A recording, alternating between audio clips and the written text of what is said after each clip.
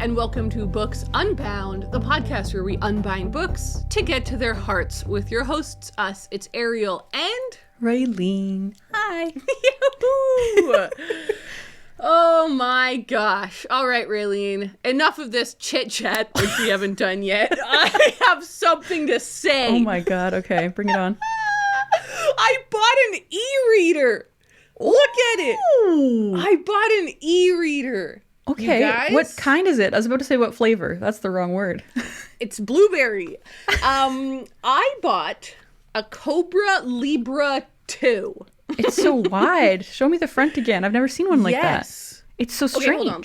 Let me turn it on so that you can kind of see more of like what Oh, the you can page use it looks sideways. like. That's cool. Yes. Like an iPad. Okay, so literally, you guys, I bought this 2 days ago. I have barely gotten to use it, but the second I bought it, I texted Raelene and I was like, Raelene, I bought something. And I was like, but I can't tell you. I'm going to tell you on the podcast. And then I thought I'd be cool and like wait until it was my turn to talk about books, but I'm so excited to tell you. Yeah, tell me why you did that. Okay. So basically, a couple of days ago, I just suddenly was in this mood to e-read. I was... Not read. E-read. Not read. I wanted to e-read. I was like, you know what? Hold on a second. I'm realizing that a lot of the functionality of an e-reader, I would actually quite enjoy. A backlit screen, for example. And I was like, hey, I have an e-reader. I'm just going to go get my e-reader. Yeah. So I found my e-reader, and do I have it here? Oh no, it's over there. Don't worry about that. But basically, I bought that e-reader in 2012. And I remember this because when I graduated from high school, I won an award. I won, like, I had the top grade in 3 different classes, and so I got a check. Oh yeah. They gave me cash money. And I was like, what? This was a big deal to 17-year-old me to get, like, I think it was $100. That's a big I was money. like, oh my God, this is huge. What am I going to do with my $100? And I decided to buy an e-reader because I was like, I've always been curious about them, but I've never like wanted one so bad that I would spend my own money on it. Yeah. So now I feel like I basically have a free e-reader. So I went and bought this e-reader, and I've told you the story before, but for the listeners, I bought Hex Hall by Rachel Hawkins. And I remember this because I then read Hex Hall, and then I never read another ebook again. Tragic. That I can recall. I did like a PDF or something, but I never like bought another book and like fully read it or anything. So basically, which you and I have joked about, I spent $100 on Hex Hall by Rachel Hawkins. Was it worth it? So the other day, I like dig up my e-reader and I plug it in, and it turns on great. Like longevity-wise, what a machine. It works as well as it worked before, and I was able to update it and reconnect it to my internet and everything, and it works a charm. But it doesn't have backlight. Yeah, I'm lucky. I got a newer version. Like I had the kind of a similar thing. I got an e-reader in 2012 as a graduation gift, but it was like yours. I think it was probably the exact same one that you have. And then in like 2015, I decided I wanted a newer one, and so I got a slightly newer one. And that backlit screen makes a huge difference. It's like literal huge. night and day. Yeah. And you know what it really reminds me of? It really reminds me of when my brother got a Game Boy SP. So I don't remember when this would have been, like freaking, I don't know, 2006 or something.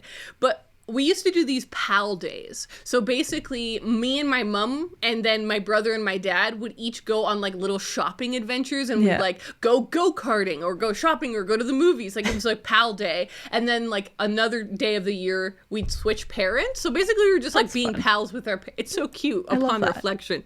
So this one pal day, CJ, my brother, got a Nintendo SP, a Game Boy SP. And it had freaking backlight screen, okay? As you can imagine, I'm jealous.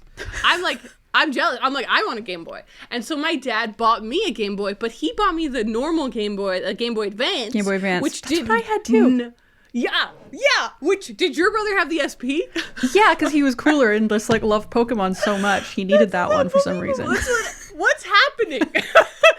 And so I got the Game Boy Advance that didn't have backlight. So I had to plug a little dorky light onto the top of it that would shine down onto it. But like, I love those days. Terrible. It's hilarious. No, it was beautiful. Like, looking back on it, I'm like, the nostalgia, and it totally was playable. Like, I remember being like, oh my god, CJ's is so much cooler. But I still played mine a lot, right? Mm-hmm.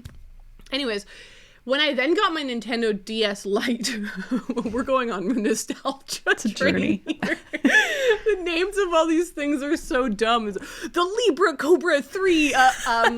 Yeah, when I got the light, it made so much difference to me that it had light.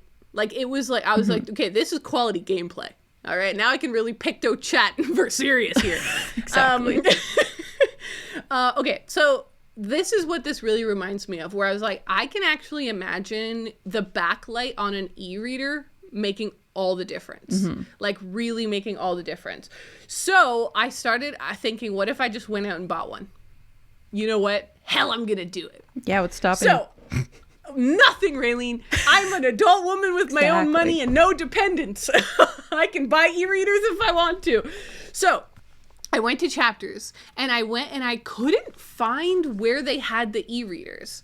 And I really thought that they had, like, in my mind, when I bought mine in literal 2012, so over a decade ago, they had like a bar where you know, like a Kobo e-reader bar, where you would go and you could try the different models at like Staples or Best Buy or something. Not anymore. I went up to an attendant and I was like, hi, where are the e-readers? And she was like, oh, you just have to go to the cash and ask the cashier and she can show you the ones we have. Okay. I was like, okay. So I go up to the cash. There's a giant line and only one cashier. Nice. So I'm like, what? Am I gonna, like, my turn to go up is gonna be like, hello, I would like to take 10 minutes of your time to look at e-reader options while this giant list of people, or line of people behind me, I was like, that's not gonna happen. So I found somebody that looked more like a manager and she happened to be near the cash. I was like, hi, I'm wondering, is it possible to see your e-reader options and know what's in stock? Yeah. I asked a more specific question this time. And she was like, oh, I can just grab you our options. And I was like, yes. Okay. So she grabbed them for me, and they had 2. They only have 2, which, this is fascinating to me. Chapters currently only has 2. We will be talking more about Chapters in book news, Raelene, because there's a whole controversy. Oh, I think, I was actually just going to mention it. I was like, there's a good reason why the store was so busy. Things were crazy hectic. So yeah, I kind of chose a bad time. But anyways, it was when I was in Halifax, so I could go to Chapters. So I looked at the 2 options. One was smaller, and it didn't have buttons. The other one was bigger and more expensive and had buttons. They both had backlight, but I really liked the buttons. I've always been jealous of people with buttons on their e-readers. I feel like the buttons are something. And the lady, the manager woman, she literally said to me, she was like, I've got to be honest, maybe I'm not supposed to say it, but to my customer, I really think the cheaper one is the better value for money. Like, you can flip the pages by just tapping. You don't need the buttons. I was like, you know what, ma'am? I think you're absolutely right. But I think those buttons will bring me a lot of joy. And she said, hey, wherever you can get it. You're like, this is all I've got, man. These buttons.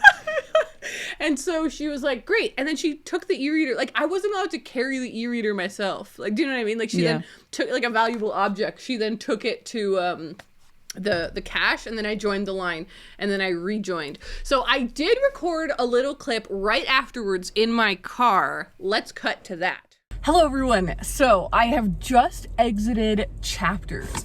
First of all, I was doing a little bit of investigative journalism, and I had heard that because their computer systems are down, that the computers in the stores were down. So cut to a clip of that. I can confirm that the system is down, and it's making like a humming sound, like it's broken sound. So yes, the computers were all down. So loving thoughts to the people of Chapters, because I know that's super frustrating. But now for a haul, I got another set of the pajamas that I got for Christmas, because I wear them every day. I'm obsessed with them. But the big piece of news is that I got an e-reader. And I went for the slightly fancier one because I was just excited. And the lady even said, she was like, I really think the cheaper one is a better value for money. And I was like, I think you're right, but I want the buttons on the side. So I went with this one. I'm very excited. Okay, so then I'm home and I've got my e-reader. That night got crazy busy and it was so exciting for me. It was like, I haven't felt this way with tech in a long time, where I'm like really excited to open it and like set it up, but I couldn't that night. And I was like, this is so frustrating. Okay, the next day, yesterday, I finally was able to like set my e-reader up. And there's another huge thing that this can do that my 2012 one can't. Oh. Connect to the library. I can get through the machine from the library. Okay, that's really cool. I actually don't know if mine can do that. I've never tried that. I don't know how you would do that. Unbelievable. Here's why, okay? Because the books I want to read are the books I have on my shelves. I don't want to just buy ebooks now. Like, I still want to just read the books I have on my shelves. But I think that and I'll talk a bit more about like the features I was excited about with the e-reader. But like, I don't want to buy every book that I already have on the e-reader as well. So the idea that I was able to just scroll through, I typed in a couple names. One of them my library had, a bunch of the ones they currently don't, but I put holds on them. Mm-hmm. And now I just have it on my... Incredible! Yeah, that's so convenient, because whenever I get ebooks out from the library, I can either read them on my phone or I have to like go through this whole system in order to get them onto my e-reader, and it's almost not worth it. Like it's such a hassle that I barely ever do it. Of course. So your system, I like that. It's in the settings, and I had to like log in with my library card and everything, but it worked very easily. Like it was very straightforward, not complicated. And then suddenly I can either scroll through the Kobo store or scroll through the through Overdrive. And I was like, this is freaking genius. So I downloaded I put a lot of books on hold, like hopefully they'll come to me in a few weeks or whatever. But this is so random. The one that I saw first that I was like, yeah, I kind of want to read that, and it was available, was Outlawed by Anna North. So you might remember that Brenna Thumler, our bestie, BFF, Brenna, hi, are you listening? We love you. So Brenna recommended this as one of her favorite books from either last year or the year before. Gosh, I don't remember now. But I bought it because of her in physical copy, and then I saw that it was on my library, so I was like, okay, I'm going to download it, and I was like, you should have seen me, Raelene. I was like, I'm going to read my e-reader. I sat down, and I read for 2 hours straight. And I have not done that in so long without a graphic novel. Yeah. Like, if it's not a graphic novel, I'm finding my attention span to be so difficult to maintain on a book. But with the Kobo, there's a couple of really cool things that's going on. Number one, because I can, because the pages are so small, right? Because I've got the text kind of at a slightly larger size or whatever. The momentum of clicking my little button, flip, flip, flip, flip. It makes me feel like I'm really moving. I'm going places. Yeah. Secondly, at the top, it tells me you only have 13 minutes left of this chapter. And I'm like, I love that. You're right. I'll just finish this chapter. And then the next chapter starts and it's like 20 minutes to read this chapter. I was like, I'll just go on my phone for a second. Cool. Okay, yeah, I checked Instagram. Yeah, I'll read this next chapter. It's only 20 minutes. And I just kept going. It was incredible.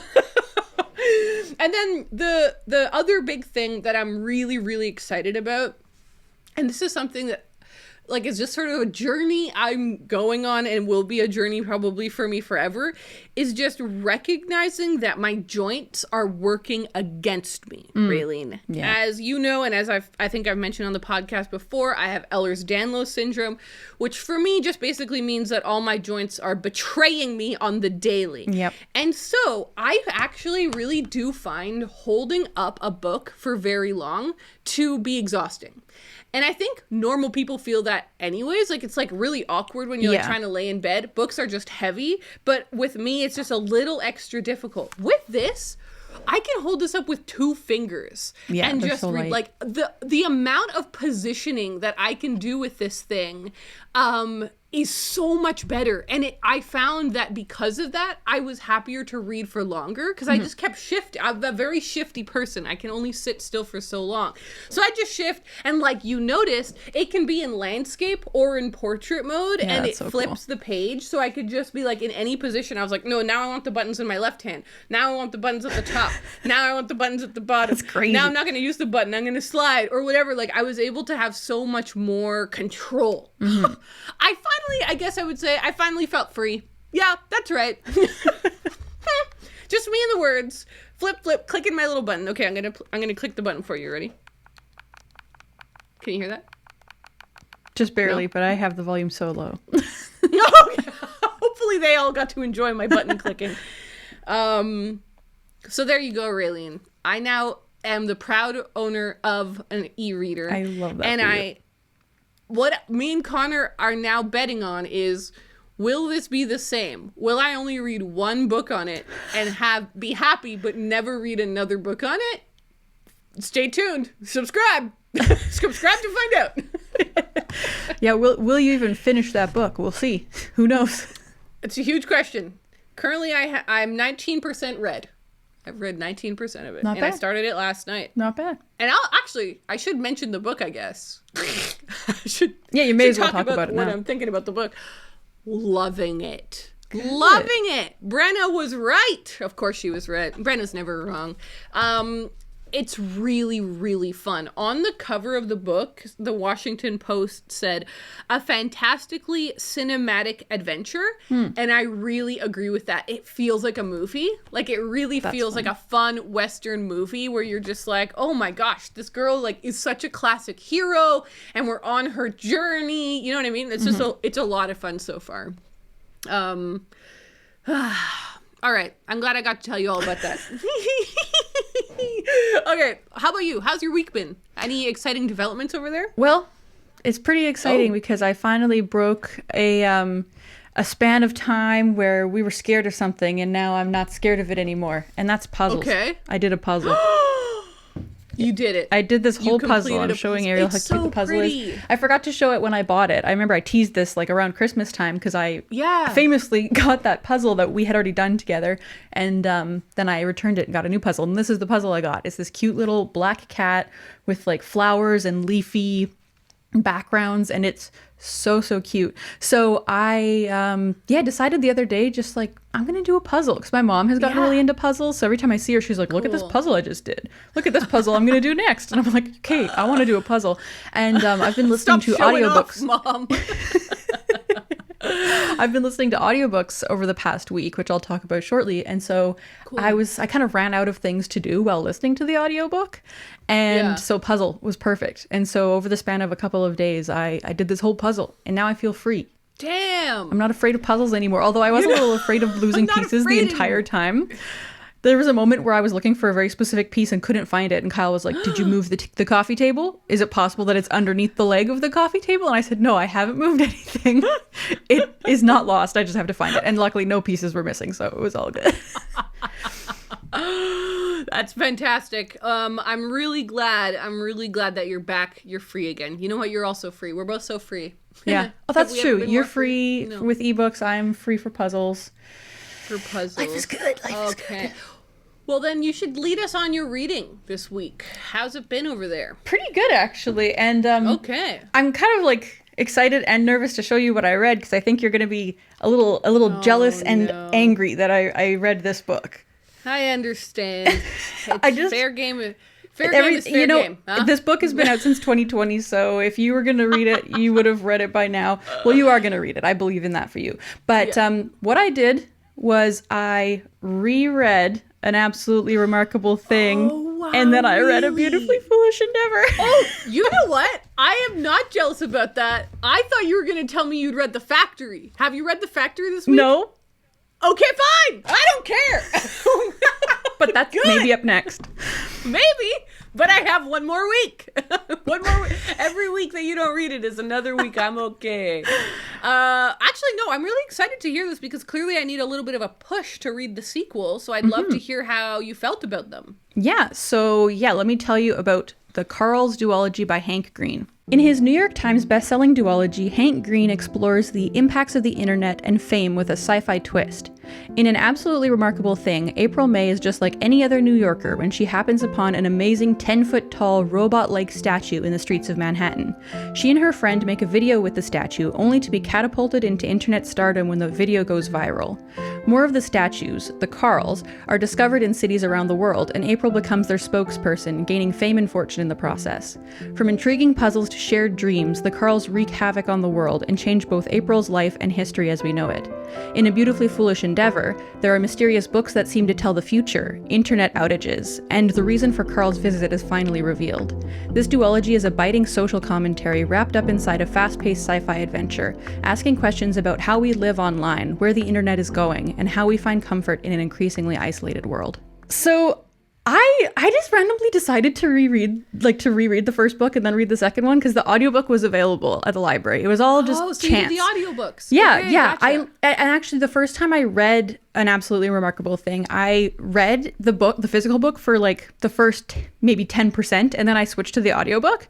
So I was already familiar with the audiobook, and I love the audiobooks for these two books. Like the narrator who reads the first book is just so like, I don't know, she just is so engaging, and she feels like she is the main character. Like she really embodies it and performs it. It's one of those great audiobooks where she's not just reading the lines, she's actually like into it. So really, really loved that. So it was a great reread. I've been wanting to reread it ever since the second book came out. So for the past like 2+ years, I've been wanting to reread this book. And I'm so glad I finally did, because in the second book, there's just like, everything is bigger and better. Like there's so many answers that you finally get. Like in the first book, it's mostly just introducing you to this world and things are kind of strange, and it ends in a way that's like, oh my God, what is going on? Like what in the actual, like there's a pretty huge cliffhanger at the end of the first book. And so in the second book, it's just like the world is bigger and you get a lot more perspectives in this one. Like the first book is just told from April's perspective, but the second book has like 5 or 6 different perspectives throughout. And it's just so fun, like getting to see all the answers finally. And it's like a really grand kind of sci-fi adventure, but it's also really accessible sci-fi, which is something that I think is fun. Like it's kind of the perfect mixture between a contemporary story that's just like about people who are friends and like internet fame. But then we've also got this whole like sci-fi, you know, is the world falling apart? Like, is this, you know, an alien invasion type of situation going on in the background? And so I feel like it's a really good introduction to sci-fi for people who might be interested in sci-fi but are a little scared. So there's that. But yeah, I can't really say too much about the second book because obviously it's a sequel and I don't want to spoil anything, but really good answers kind of to wrap up the whole thing. And the audiobook was really great. Like I said, the second one is actually full cast because there's so many different perspectives. And at the end of the audiobook, there's a little conversation between Hank Green and author Cory Doctorow. And they just like talk about the internet for like, I don't know, it felt like it was like 20 minutes long. So that was a nice little addition that's only in the audiobook. So highly, highly recommend that. So would you say that the sequel for you lived up, like was just as good as the first one? Yeah, I would say I liked them equally. Great. Like they're both really great for different reasons. Like I like that they kind of both tackle different things. Yeah. I think you'll love it. Like when you finally get around to reading it, I know that you're gonna love it. Oh, that's sick. You know what else my e-reader does, Raelene? She doesn't let it go. Audiobooks. What? How? I don't know. How and also why. Luckily, phones are so great that you don't need that. But. I know. When I originally saw that it could play audiobooks, I was like, oh my God, no way. And then I was like, actually, no. It doesn't matter. I don't need that. Because just having audiobooks on my phone is literally all I need. Yeah, it makes way more sense. That's not really changing. The experience isn't changed by it being on my phone or it being on my e-reader. So I don't really need that, but it is kind of cool. Like if you were giving this to a kid, for example, I was gonna say if that was like your whole world, if that was your only device, then actually that would be really, really cool. So I think it's cool and good that it does it. It just I don't think I'm gonna use it, but you can connect Bluetooth speakers to this. So because it doesn't have a headphone jack. But I was just thinking that. I'm like, where would you plug it in? You can Bluetooth speakers to it. Anyway, I'm just having fun talking about my e-reader. Well, that's incredible. Did you finish reading anything this week? Yes, I did. Thank you for asking. Oh, you're welcome. I finished reading Talk to My Back by Yamada Murasaki. Yamada Murasaki made her debut as a manga artist in 1969, and in 1971 appeared in Garo magazine for the first time. Garo, or Garo, is known as a leader in alternative and avant-garde manga, and ran from 1964 to 2002. After a pause from working as an artist while she focused on her family, she returned in 1978 with the serialized project Talk to My Back, which I read here as republished by Drawn and Quarterly, which tackled topics of being a housewife and mother in the 1970s and 80s Japan. The reason I laughed while reading that info bit was because my computer auto-corrected avant-garde manga to avant-garden manga. I was like, oh, that's hold not on, right. little speed bump. I absolutely adored this. I absolutely loved it, and I really recommend it to people who enjoy manga. I think that this is an interesting kind of a historical thing where you're just like, okay, this is one of the first examples of a woman writing manga that's about domestic life, that shows motherhood and being what is being a housewife and all of that. Like that's why it was such a big deal. It's like this very feminist text from the late 70s and early 80s, and it made a big splash when it came out. So not only from that perspective, but just generally, if you like graphic novels, I really recommend picking this one up. I read, obviously, a lot of graphic novels, and I think the concept of a serialized graphic novel can be so hit or miss. Yes. Like, I've read some where I'm like, this is great. I like that I had 5 different stories. They were all really good. But then you can also have, like, either one that has a lot of stories and only one is good, and you're like, this was not worth my time. Or you can have the thing where it's like kind of shorter comics and they all bleed into one another and it's really boring and mundane. I didn't feel that at all, any problems with with this one. Like, you could just tell that this is from a masterful artist / author. She is so talented, so talented. I loved the illustration style. I'm going to show you, Raelene. I'll also show, of course, the camera and so on the yeah, Instagram. I love it. It's simple but crisp. Very simple, very simple. Not busy, not at all busy, but very classic, and a lot is done with that simplicity, which I just think is really, really stunning. I just really enjoyed reading it, and it felt very calm and meditative, largely because of the style of the drawing, because it is so clean, but also because of how the story was told. And it really is just like these slice of life moments of this mom who is like, she isn't completely unhappy, but she's just like not being well appreciated at all by her husband. And she's feeling all of this societal pressure to be like a quote unquote perfect housewife and perfect mother. And it's like, what does that even mean? And reflecting on that, there was also some funny moments. There was a lot of frustrating moments, but I just loved it. I thought it was so good. Oh, that's awesome. So this book is, for my Western perspective, is backwards. Like, it's like an actual manga style where it's like in Japan, this is forwards for them. But you're reading from right to left. I did find that difficult. I kept reading the panels out of order. I guess you don't really read much manga, if at all. I don't read manga at all. That's funny. It's something I'm so used to it now that I don't even think about it. Yeah, so I kept reading I was like, what? No, damn it. Yeah, sometimes it's like, that does not make sense. I've had it in the opposite, where Yeah. I've read so much manga that then I switch to like a Western comic and I'm reading it backwards. Oh gosh, I can totally imagine that. It's just what you're used to. But when I finally got to the end of it, I didn't realize that there's like 30 pages of a big historical like deep dive into the author and her life, but also this magazine. I don't know if it's Garo or Garo. I couldn't find how it was pronounced. and like the impact of that magazine and stuff. So I haven't read that yet. I'm excited to peruse it.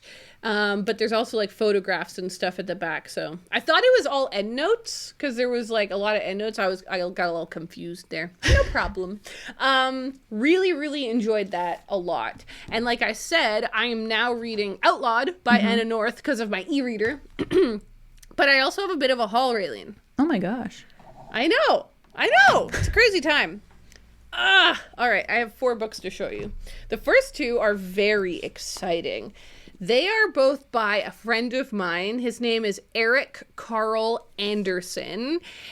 These were both published by Murdoch Books, and they're lovely, like gift books. One of them is called 50 Books to Read If You're a Hopeless Romantic, and the other one is 50 Books to Read If You're an Armchair Detective. Ooh. So I got these sent by his publisher, and I was very happy to receive them. They're very pretty. And so basically he just did a lot of research and a lot of reading to figure out like some fun, interesting, varied recommendations for both genres. Yeah. And they turned out really, really lovely. Like these are going to look super cute on my shelf. So I think these are a perfect little gift book. So check those out. The next one? I'm really, really glad I finally got very this. Good. Yeah, right? I bought a copy of Vanishing Fleece by Clara Parks. So this is a book I talk about semi-regularly just because it fits a lot of prompts that people are like, I need a book about this. I'm like, Vanishing Fleece. Perfecto. But when I originally read it, I read the audiobook and I didn't have a physical copy of it. And I was like, you know what? I love that book. I want it on my shelves and I want to be able to like gift it to people, not gift it, but like lend it to people, etc. And mainly to show it off in the videos and stuff. So Yep. Happy to have that one. And then the last book is Are You Happy Now by Hannah Jameson. Have you seen this one? I love it. It's so pretty.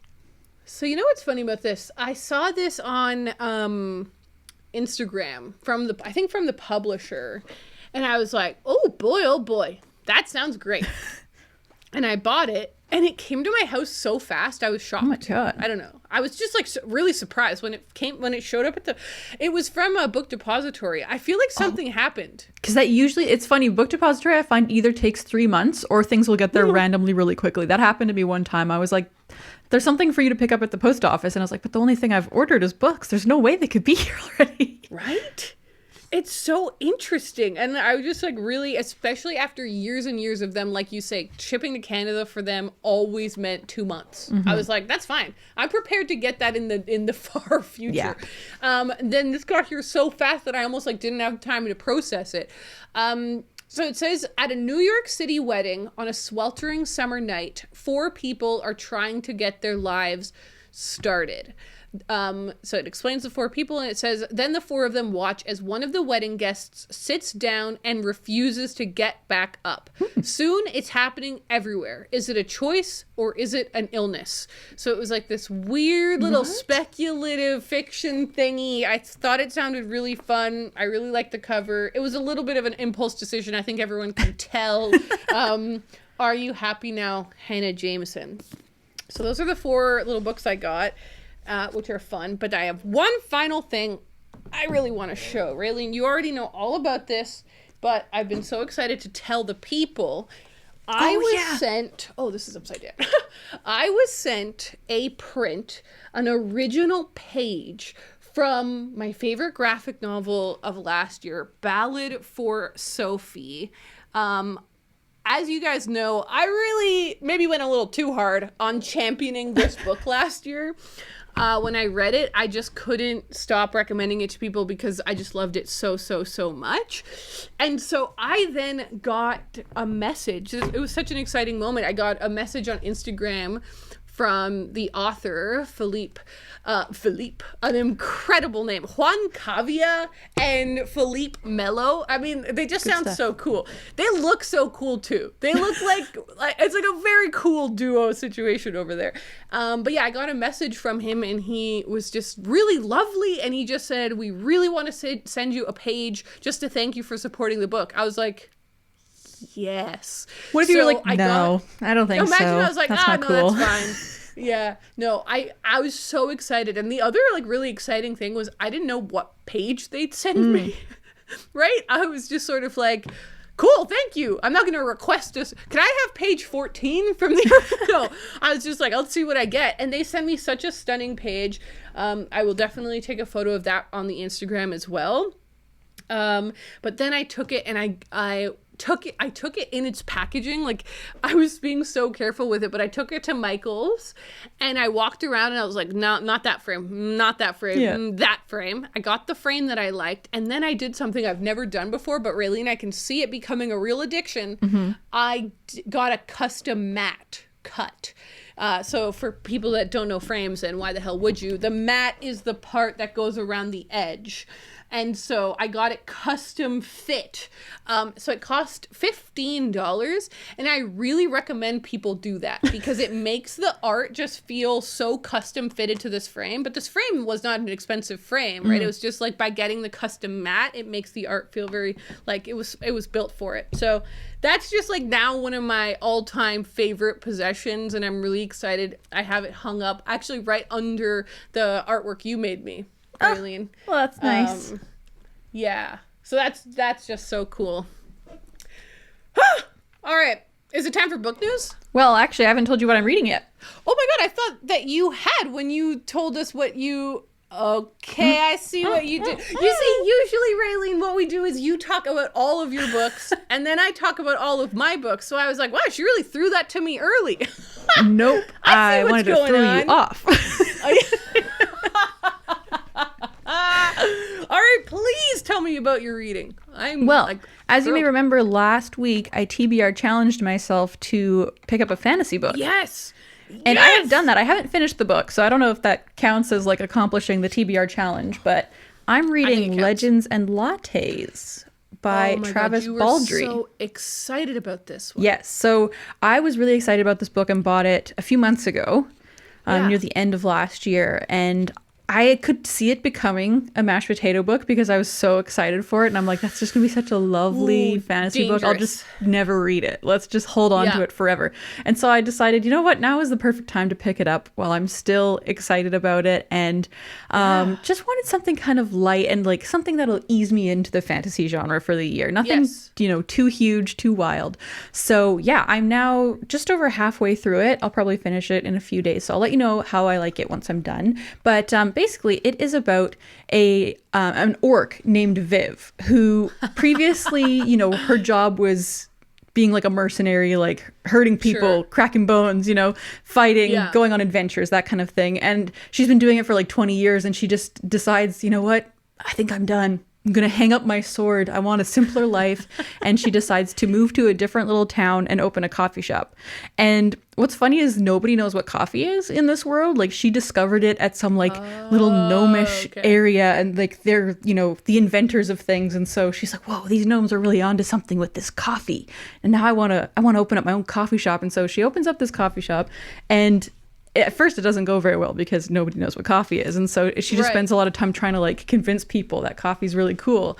And then people are like, it would be really nice if you had some food at this establishment. So she's like, okay, now I need to figure out how to like get some bread or whatever. And so it's just very like chill, calm. Yeah. Just like, it feels like a video game. Like, it very much feels like you're running a little cafe, like you're a barista, and you have to make your cafe cool and like add different things to make it enticing.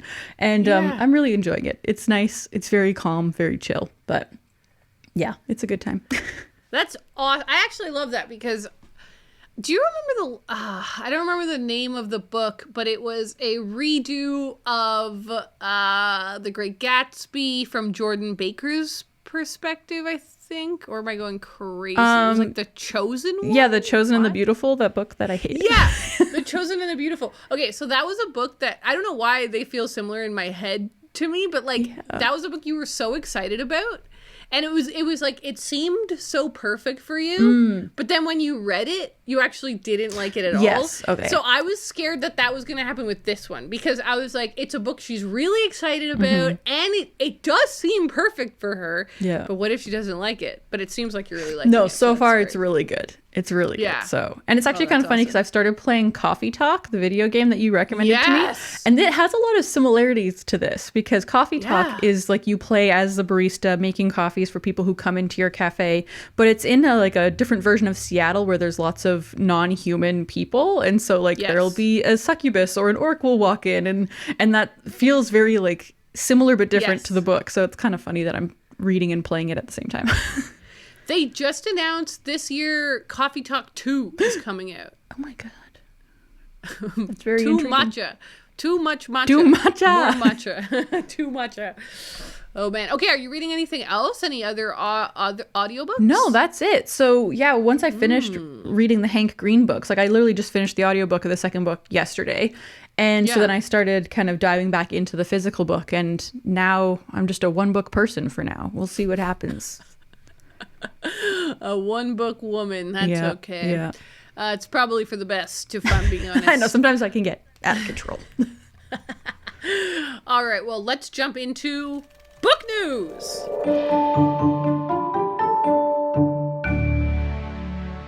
Fiction? More like get real.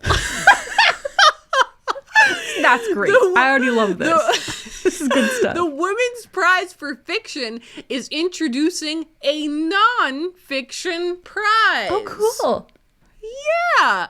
So I saw this on their Instagram because I followed them on Instagram and because I think they're a really, really cool prize. And basically they're like searching for sponsors for their nonfiction prize. They share, and of course these links will be shared in the show notes and the description of stuff, but this is on their website on the Women's Prize for Fiction.co.uk, seeking sponsors for women's nonfiction. Our mission at the Women's Prize is to create positive change in the world through books by women, right? And it goes on blah blah blah blah blah, and it has these fun facts. It says like nonfiction books by women are less likely to be reviewed in the UK national media, less likely to be shortlisted or win nonfiction book prizes, more likely to receive a lower advance, and less likely to appear in the best books of 2022 newspaper articles. So they're just sharing a lot of these interesting stats about how important it is to like celebrate nonfiction by women. Yeah. And so they're like trying to launch a nonfiction prize to go along with their fiction prize. Well, I'm really confusing my little brain over here. But yeah, I think it's really, really cool. It says the criteria will include all narrative nonfiction, history, memoir, music, nature writing, science, philosophy, and biography. And it says the aim is to launch in 2024. Okay. So, yeah, they're now looking for sponsors. And if people may remember, the Women's Prize for Fiction used to be called the Bailey's Prize. Because Bailey's was like their main sponsor, and I believe Bailey's is still a sponsor of theirs, but they're just not called the Bailey's Prize anymore. Yeah. So I wonder who will sponsor that prize. All right. You think some authors are real hacks? More like hackers are real hacks. Indigo Chapters is down for nearly 2 weeks. I was wondering where that was going. A little circuitous. Mm-hmm. So as you guys know, we're both Canadian. We live in Canada from coast to coast. And Chapters is our main bookstore chain up here. It's the only bookstore chain up here.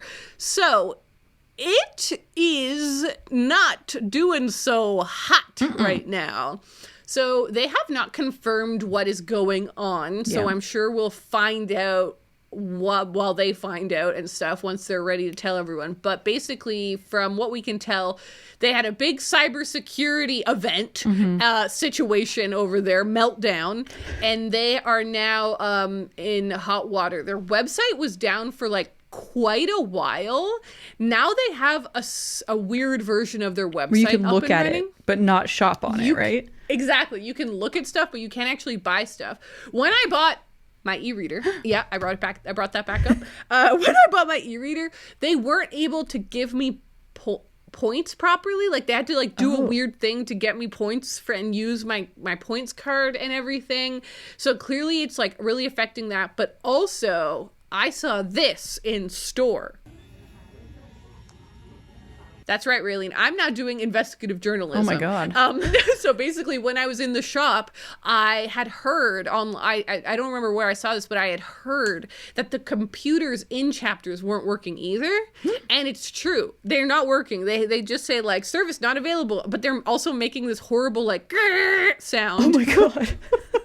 It's terrifying. So system is crumbling from the inside out. Thankfully, I was still able to buy my e-reader all kit, so that's what really matters. Yeah. The people are still getting their books, but yeah, that's a really big mess, and we're gonna have to follow up on that because, like I said, it's been nearly 2 weeks of it being down now. With like that's no crazy. information.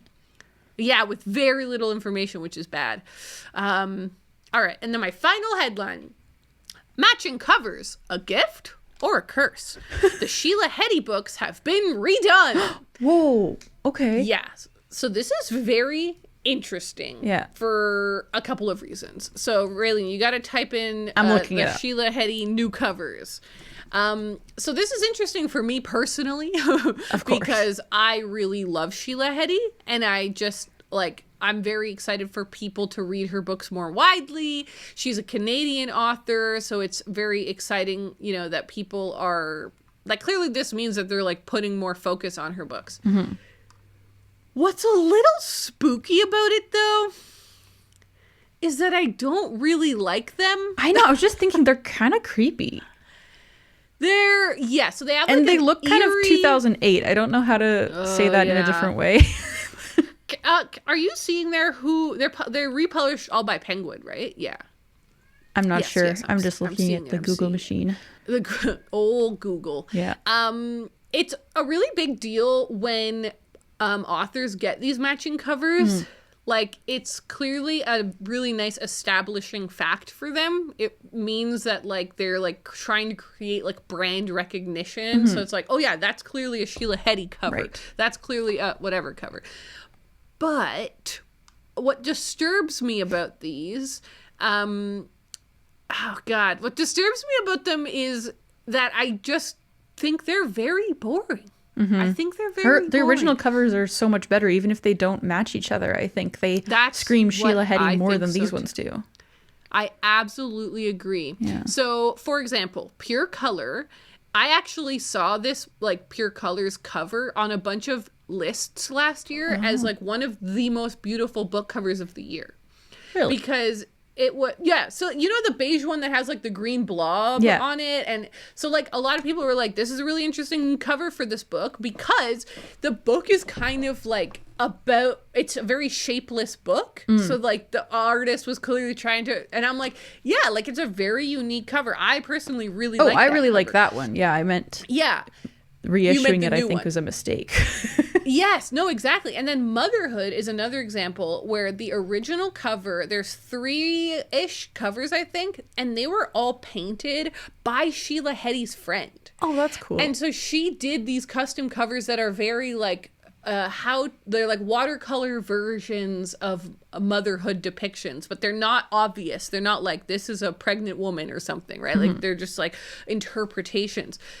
This is just one item in front of a colorless back, or a one color monotone color background. So Pure Color is just a flower, which I don't understand. Motherhood is grapes, and then How Should a Person Be is an apple. And I like the How Should a Person Be one the most for some reason. It reminds me of a middle grade book, but on its own, not as a trio. So anyways, listen, they're not bad covers. I don't look at these and I think, wow, that's a really hideous cover. I just think, wow, compared to the covers they already have, I don't know if these are really exciting. And that's pretty interesting. Very interesting. It's too bad. And that's book news. I need a better way to log out. Log out, whatever. Log out. Sign off. When people say, this was Ariel Bissett reporting for Books Unbound News. Next up, that's pretty good. Report. Well, there you go. Thank you so much, everyone, for hanging out with us this week. I'm really excited for next week to give everyone a big e-reader update, because we'll find out. I'm did excited I actually to see keep going? what happens with that. I've only had it for 2 days, so we'll see how far the joy goes. I have 30 days to return it, which they told me, but I also am like, oh man, I could do that, or I could start putting like our Books Unbound stickers on the back of this thing. I think you're gonna keep it. I definitely think you're gonna keep it. I think I am gonna keep it. Yeah, that's awesome. All right, we're gonna go record our Patreon mini podcast where we talk about the movies we've watched recently. If you want to check that out, it's available at patreon.com/booksunbound. Or if you want to support the pod, you can follow us on Instagram, or also check out our merch. Mm-hmm. It's pretty cute. All right, we'll talk to you guys next time. Bye.